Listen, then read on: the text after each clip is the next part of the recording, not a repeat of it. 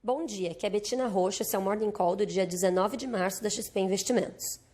O Ibovespa caiu 10,35% ontem aos 66,9 mil pontos, após ter seu sexto Circuit Breaker acionado em 8 pregões, em meio ao pânico quanto à proliferação do coronavírus.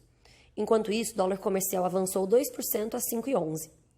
Nesta manhã, mercados internacionais operam em leve queda. As bolsas europeias abriram em alta, com os investidores reagindo bem ao pacote de estímulos de 750 bilhões de euros anunciado ontem pelo Banco Central Europeu, mas já caem levemente com dúvidas sobre a efetividade dos estímulos. Nos Estados Unidos, índices futuros caem 1,5%, enquanto as bolsas de valores na Ásia tiveram mais um dia de tensão e volatilidade.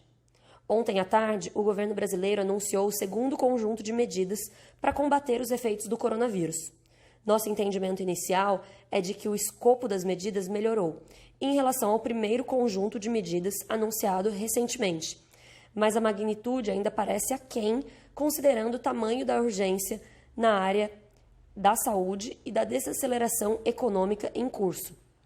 Ao que tudo indica, o governo ainda parece reticente em avançar no gasto fiscal, apesar da flexibilização do primário decorrente da oficialização do estado de calamidade pública.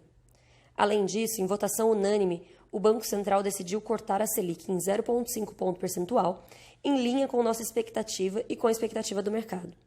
O comunicado, no entanto, surpreendeu ao sinalizar que o Banco Central não vê espaço por hora para mais cortes na taxa de juros.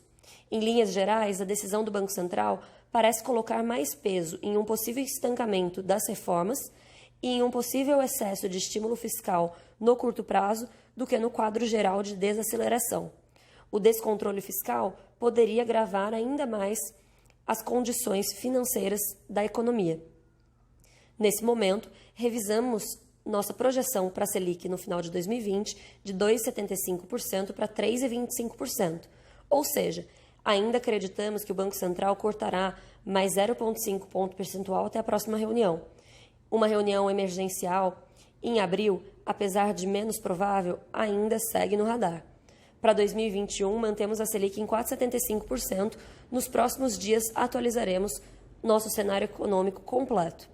No campo político, apesar da modulação do discurso de Jair Bolsonaro, que ontem reuniu os ministros envolvidos no enfrentamento à crise para anunciar medidas e falou em apoio incondicional do Congresso, a relação entre os chefes de poderes segue estremecida. Rodrigo Maia preferiu não ir à reunião chamada pelo presidente. Disse que preferia ter uma pauta concreta de discussão e não aparecer só para a fotografia. Do lado das empresas, publicamos um relatório analisando os impactos recentes do coronavírus no setor de varejo no Brasil e na China. Também destacamos 4 principais pontos que os investidores devem ter em mente em relação à perspectiva para o setor. Mantemos nossa recomendação de compra nas ações da Via Varejo, Lojas Renner, Vivara, C&A e Pão de Açúcar. Por fim, revisamos os percentuais de renda variável das carteiras recomendadas moderada e agressiva para refletir a queda da bolsa até aqui. Não há ajuste a ser feito em carteiras que já seguiam o portfólio, mas achamos importante a sinalização para novos clientes.